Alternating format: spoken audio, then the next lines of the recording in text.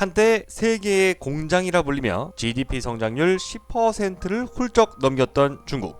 그러나 2010년 1분기를 고점으로 중국 경제 성장률은 꺾이기 시작하는데요. 특히 2018년 미국과의 무역 갈등, 2019년 코로나 사태로 인해 모건 스탠리를 비롯한 세계 금융기관들은 올해 중국 GDP 성장률이 6%에도 못 미칠 것으로 예상하고 있습니다. 중국 경제가 기울기 시작하면서 전 세계 투자자들이 주목하는 곳은 바로 베트남입니다. 1억 명에 달하는 거대한 인구, 대한민국보다 3배 넓은 영토를 가진 베트남은 지난 2019년까지 2년 연속 GDP 성장률 7%를 웃돌고 있는데요. 박노한 주 베트남 한국 대사는 지난 16일 국내 한 언론사와의 인터뷰에서 베트남 경제의 고속 성장은 적어도 20년은 지속될 것으로 전망했습니다. 한국은 지난 2019년 베트남에 약 9조 2천억 원을 투자하면서 세계에서 가장 많은 돈을 베트남에 투자한 나라의 이름을 올렸습니다.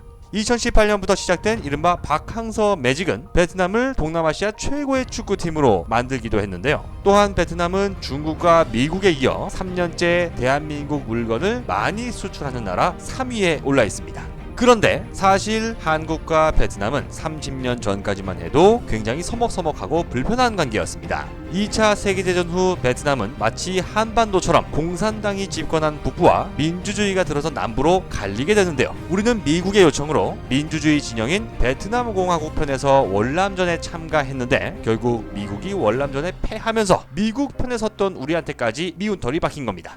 그러던 1992년 한국과 베트남은 국교를 맺으며 다시 관계 회복의 발판을 마련하는데요. 이때부터 한국 기업의 베트남 투자와 진출이 본격적으로 시작됩니다. 포스코는 한 발 앞선 1991년 동남아 진출 첫 번째 국가로 베트남을 선정, 우리 돈 약 6천억 원을 들여 제초소를 짓고 베트남 경제 성장의 근간을 마련했습니다.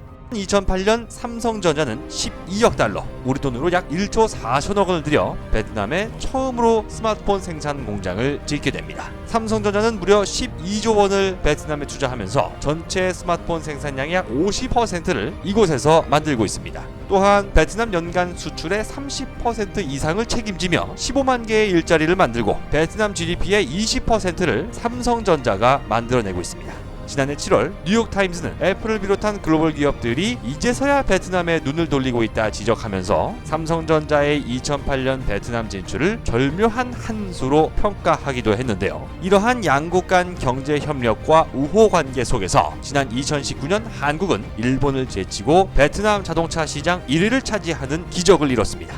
결국 베트남 경제의 고속 성장의 원동력은 대한민국에서 시작한 셈인데요. 불가피했던 월남전 파병으로 인해 아직까지도 일부 베트남 국민들에게 남아있는 반한 감정, 역대 대통령의 조의와 사과 발언뿐만 아니라 경제 성장의 밑거름을 통해 조금 더 빚을 갚았기를 바랍니다. 앞으로도 끈끈한 교류와 협력을 바탕으로 동반 성장하는 한국과 베트남이 되길 기대합니다. 조만간 다른 영상을 통해 또다시 인사드리겠습니다. 궁금한 점에 대한 댓글은 언제든 환영하면서 좋아요 버튼, 구독하기 버튼도 눌러주시면 진심으로 감사하겠습니다.